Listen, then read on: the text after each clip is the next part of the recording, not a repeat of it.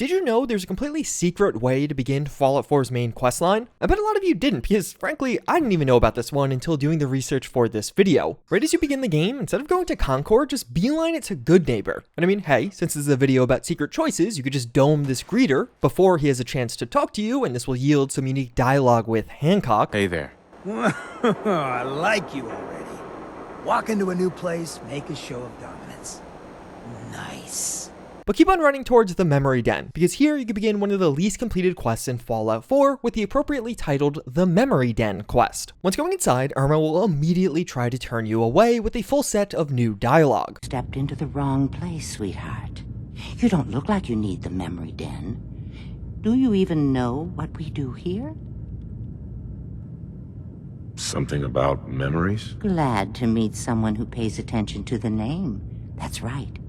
We let you relive the past. Now, I hate to turn such a clever boy away, but we aren't accepting new clients right now. This is pretty notable, because when you typically come to the Memory Den with Nick Valentine, Irma greets you quite differently. May have walked out of the den, Irma, but I'd never walk out on you. Amari's downstairs, you big flirt. But continuing on, you can pass a skill check or spend 100 caps and convince Irma to let you use a memory lounger, with options to either relive a memory focused around Sean or your spouse, although each of these memories will be the exact same. And this will fully replay that cryopod scene. Your memory. Just relax. We'll be monitoring your vitals on this end. Manual override initiated. Cryogenic stasis. It should have been me. Suspended. Why didn't they take me?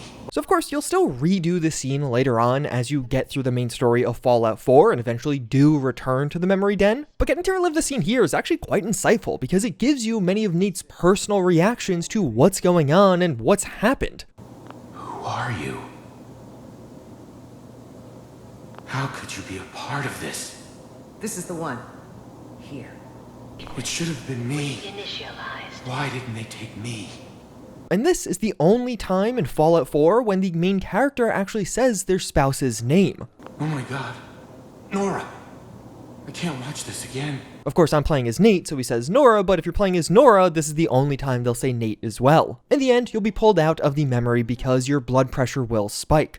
Try to calm down. Your blood pressure is spiking. I'll have you out of there in 3, 2, 1. And from there, the quest will immediately lead into the Jewel of the Commonwealth, one of Fallout 4's main quests, where you go searching for Nick Valentine. And a really cool add-on, Fallout 4 actually recognizes if you come to the Memory Den first, because later on, as you return trying to access Kellogg's memories, Dr. Amari actually has a special comment as this is your second time here. Wait, I remember you. The memory inducement. Vault 111, right? What's this all about? And another secret choice, as you're beginning Fallout 4, kicking off the main questline, you don't actually have to go to Diamond City to find Nick Valentine. Typically, you would go to Diamond City to find Ellie, who would then dispatch you to rescue Nick Valentine. But one of the fastest ways to begin Fallout 4 is not doing that, because instead, you could just beeline it to Vault 114, because yeah, we all know Nick Valentine is actually there, and rescue Nick unprompted. All of the in-vault content is pretty much exactly the same, with Valentine just escaping with you, but as you do finally escape and get to the top ground, you will have several pieces of new dialogue with Nick, firstly saying how you just found him thanks to luck as opposed to Ellie dispatching us here. Honestly, I was just there at the right time. Seemed like you needed help. I appreciate it. But a good Samaritan in these parts is liable to end up on the wrong side of a loaded gun. I should know. Along with that special warning from Nick to be careful around these parts is a pretty cool gesture. Overall, this is a really nice consideration from Bethesda for those of us on secondary playthroughs who know exactly where to find Nick. And even further, since we've never been to Diamond City at this point, Nick will even explain how we can actually get there, basically just giving us directions. Yeah, you know the way? Southwest a few blocks. My office is in the back alleys with the neon heart sign out front. And once you arrive at Diamond City, things will look different here as well. Jewel of the Commonwealth was automatically completed since you found Valentine directly, so now Diamond City's gates are open with Piper arguing with Mayor McDonough on the inside. You won't have to go through that whole exchange on the outside with Piper anymore. This really is the fastest way to start the game. It's how I pretty much always start Fallout 4 with subsequent playthroughs, and if you skip over Red Rocket and never meet Dogmeat, things will change as a result of that as well. Nick Valentine will now use a dog whistle to call in some backup. Not gonna hear it. Frequency is high, but he'll pick it up. Okay, I called him. And then introduce Dogmeat as his friend, as opposed to us calling over our own faithful companion. Codsworth also has a variety of secret dialogue options depending on what you've done in the game so far as you meet him. Typically, when you first walk up to Codsworth, you can just fill him in on what's going on, telling him Nora was killed as well as Sean is missing. But let's say you escape Vault 111 and then don't just beeline it to meet Codsworth, and instead continue playing Fallout 4's main story, at least up until the point of meeting Father and finding out he is Sean. And if you meet Codsworth after that, you'll now have some new dialogue options to just tell him, yeah, Sean's with the Institute. Have you heard of the Institute? Can't say I have. News is a bit hard to come by these days. What with the lack of luncheons and no more GNN. Is that where young Sean is? Don't tell me you had the lad committed. Sean's all grown up now. Sir, this news... I never imagined our reunion to be quite like this. Please allow me to serve by your side. It's the least I can do. I think quite a few of you might have known about that one, but what you may have not known is this actually updates even further. One of the checks is for when you first meet Father/Sean, but let's say you just continued playing Fallout 4 story all the way to seeing Sean's eventual demise. You then have an even more updated response to Codsworth as you're meeting him. He's with his mother. Sir, this news... Forget him, Codsworth. I don't want to talk about it. So for better or worse, only our dialogue changes here. Codsworth's response to what we say is the exact same regardless of how far you progressed. But overall, this is a really cool attention to detail, being able to basically fill in Codsworth on what's going on with our family and really his family, the one he was taking care of. The Cabot House questline in Fallout 4 is also filled with secret choices that the game never explicitly tells you about. This questline of course begins with you just doing odd jobs for Jack Cabot, including rescuing his sister Emogene from her new boyfriend. Typically, you would just find Emogene at the Charles View Amphitheater after her new squeeze, Brother Thomas, locked her in a bedroom. You can either just take out the entire congregation to free Emogene or pass a couple of high-level speech checks, these being the hardest speech checks to pass in Fallout 4, but there actually is an alternative path here. If you had already come to the Charles View Amphitheater earlier in your playthrough before starting this quest, you would find a slightly different congregation that instead of being led by Brother Thomas is led by somebody named Brother Simon. And if, let's say, you decide to massacre everyone here, but most specifically Brother Simon, as you return to the amphitheater during the Cabot questline, you'll now have a far easier threat and skill check with Brother Thomas. I killed the last guy who was running this scam, in case that matters to you. Good to know. Let me just unlock the door for you, okay? And that is a pretty big deal. You're going from the hardest speech check in the game to the easiest one. And if you still do decide to kill Brother Thomas, there's even further unique dialogue with Emogene. Your boyfriend's dead. Let's go. Thomas? He wasn't my boyfriend. We had some fun together, that's all. Besides, he shouldn't have locked me in here. Although she doesn't really seem to care all that much about her boyfriend being gone. Following this, you'll be led into the Secret of Cabot House quest, where you'll be tasked with stopping raiders from freeing the all-powerful Lorenzo Cabot. Lorenzo Cabot has this artifact on his head that's giving him some kind of powers, as well as creating these mysterious serums that is keeping the Cabot family young and allowing them to live for hundreds of years. Jack Cabot wants his father to stay locked up so they can continue to take advantage of these serums, but of course the raiders want to take advantage of this power and free him. As you get to the final room, Jack wants you to stop the raiders and then kill his father Lorenzo, while alternatively Lorenzo will plead with you to free him from his prison and he'll promise you rewards if you do so. So you have this moment during the quest where both Cabots are pleading with you, except you can also just stand here and do nothing. I think a lot of people will miss this because it takes a while, but if you just stand around for 4 minutes, both Lorenzo and Jack will continue talking at you. Jack will keep saying that eventually Lorenzo will regain his power, and well, yeah, after 4 minutes, minutes, he does, and he can blow the doors off of his cell himself. From there, the quest will largely proceed as expected, with Jack Cabot fleeing and Lorenzo Cabot seeking revenge, although another pretty cool interaction, if you actually do take out Lorenzo after he escapes his cell, this too will unlock some new dialogue when you return to the Cabot house. Lorenzo's dead. You don't have to worry about him anymore. What? How? I can hardly believe it. I don't know what to say. You'll have to give me a moment. And I'm glad Bethesda included that line of dialogue, because, while yeah, it is pretty easy to kill Cabot using the quest methods, actually fighting him one-on-one can get pretty difficult, especially on higher difficulties, so having at least some recognition with a unique piece of dialogue is a nice consideration. But of course, at the end of this quest, if Jack survives, he will ask you to wait a week in order to study the artifact on his father's head. And while returning after a week does yield some new dialogue and rewards, if you're not too expeditious about this and wait 2 weeks or longer, you'll actually get nothing. As you return to the Cabot house, you'll find a newly aged Jack and Imogen, while their mother has completely passed away due to losing access to the serum that was keeping them all young. Mother would still be alive if you hadn't been such a fool. Hey. Mother has passed. She just couldn't survive for long without the serum. I always knew we shouldn't be using the serum. But who could resist such a temptation?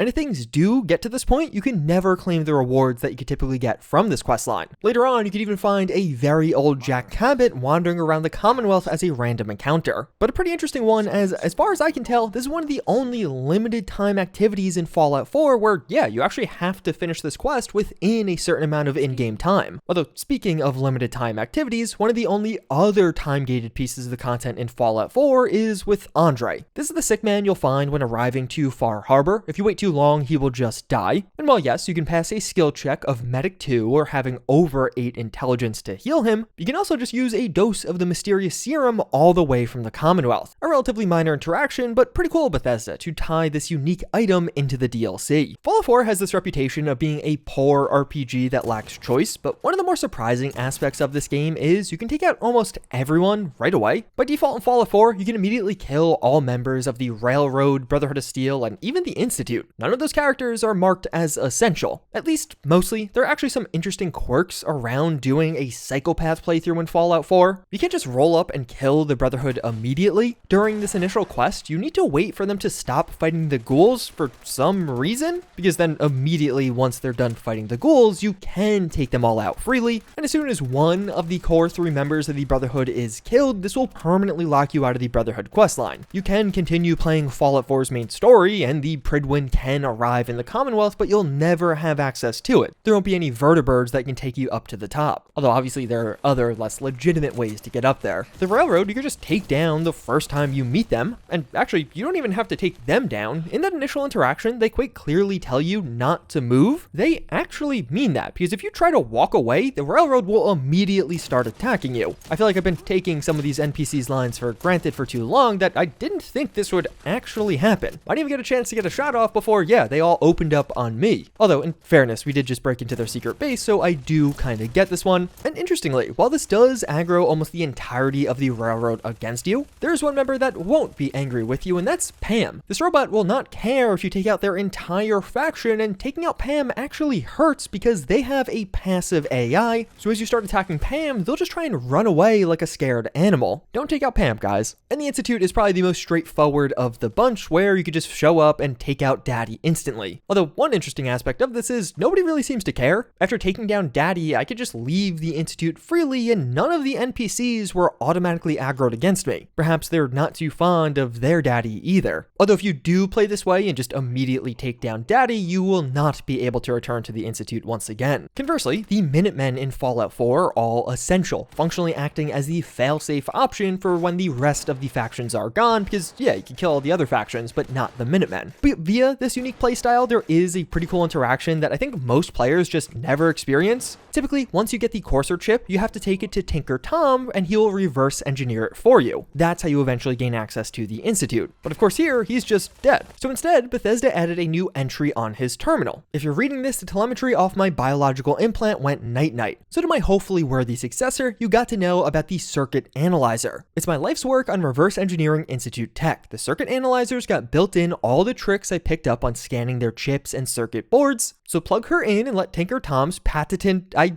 tried 14 times to say that word and I'm just giving up. Let Tinker Tom's patented decryption algorithms hold your hand from there. Assuming it's not booby-trapped and blows up in your face, it'll download the data into a holotape. Their tech is constantly evolving, so in time you'll have to make updates to my baby. And then you simply do what the terminal entry says and you do get the data to progress Fallout 4 and get into the Institute. And one of the crazy parts is Bethesda actually accounted for this. If you're going up to meet Preston Garvey, but have already decoded the courser chip as well as have Virgil schematics, you could just bring that up as the reason for seeking out the Minutemen in the first place. I was told the Minutemen might be able to help me figure out these schematics. The Minutemen? I'm afraid you're looking at them. It's just me now. And as you can see, we're in a bit of a mess here. For a game considered a bad RPG, I thought these considerations were actually pretty cool. It's definitely a lot more advanced than what you could do in Starfield because, trust me, I tried to do the same thing with that game. The Silver Shroud questline is easily one of the most enjoyable in Fallout 4, a fan favorite, but also one of the most buggy quests. While filming this video, none of the radio callouts ever played for me, and even several quest triggers never activated. But thankfully, I was able to get past that to show you the secret ending to the Silver Shroud questline. After getting the costume and fighting some of the local crime around Goodneighbor, eventually, your trusted companion, Kent Connolly, will be captured by the crime boss, St. John. As you get that epic hero moment, going face to face with St. John, things are tense. Him and his goons have Kent Connolly at gunpoint. And yeah, you could just be the storybook hero, take out all of the bad guys, saving Kent Connolly at the end. Alternatively, you could just use dialogue to talk your way out of this, not nearly as fun, but sure, it's still available. But there's actually also a third option.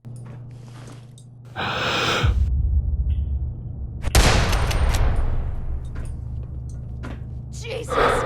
He's crazier than St. John! What the... And that's not to be a hero at all, and instead just immediately shoot Kent Connolly. And if you're wearing the Silver Shroud costume while doing this, you can actually progress this path even further. Turn against your master now, ne'er-do-wells, or face my rightful vengeance. What? Just don't kill us! Jesus! You're going down! And this all leaves you with a fairly easy outcome. It's just you versus St. John, and even his men seem to now truly believe in the Silver Shroud. Hey there. The Shroud's real. Real, I tell you.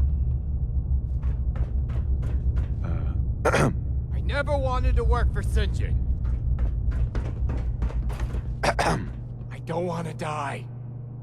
So perhaps Kent was a worthy sacrifice for a legend to be born. But did you know there's also a secret way to sneak into the Mechanist lair in Fallout 4? Depending on how you play Fallout 4, the Mechanist lair can go from just a nice combat dungeon to an absolute nightmare, something that stands out in your memories as a poor experience in this game. And that's because if you're playing on survival mode, the robots in this close quarters environment can be incredibly difficult to deal with. But there is a secret alternative path in the Mechanist lair that can be very valuable for survival players. As you break into the first level of the Mechanist lair, you may notice a rather odd terminal. It's a master lock terminal right next to an elevator. So of course, many players would assume, okay, you unlock the terminal and it'll give you an alternative way down to the final fight. Except it doesn't, because as you get through the master lock, you will not be able to initiate manual elevator override because a requisite authorization is required. And yeah, you just don't have that. And even as you clear through this dungeon, it's not like there's an obvious example on how to get that. There's no key cards to find. But no, this isn't an oversight. Instead, Bethesda just made this one of the most secretive doors in all of Fallout 4. Because as you do continue to clear out the Mechanist dungeon, you'll find a bunch of holotapes. These are pretty straightforward, just holotapes explaining some of the backstory of the Robco building that you're currently in. Lead engineer, Thomas Harkin. So far, we're tracking on schedule for the latest RoboBrain milestone. Dr. Asante has assured me that the active time between memory wipes has been greatly increased. Hopefully, that will hold true in our latest live testing. But you may have noticed that each holotape begins with the recorder's position as well as their name, each of these coming from one head of department. And that is the key to Fallout 4's most difficult door to open. Once you find all 3 of these department head holotapes, and to get all 3 of these, you will have to clear out almost the entirety of the dungeon. The final holotape is in the second to last room, right before that big final battle. But after finding all 3, you can run all the way back to the start of the dungeon, and what you'll find is, as you load these holotapes into the master locked terminal, if you just play them up to the point where the position as well as employee's name is read aloud, this will register as a voice print. And after loading all 3, you can successfully override the elevator and eventually find a very surprised Mechanist who now has some new dialogue for this alternative route. Impossible! I control all points of access to this room.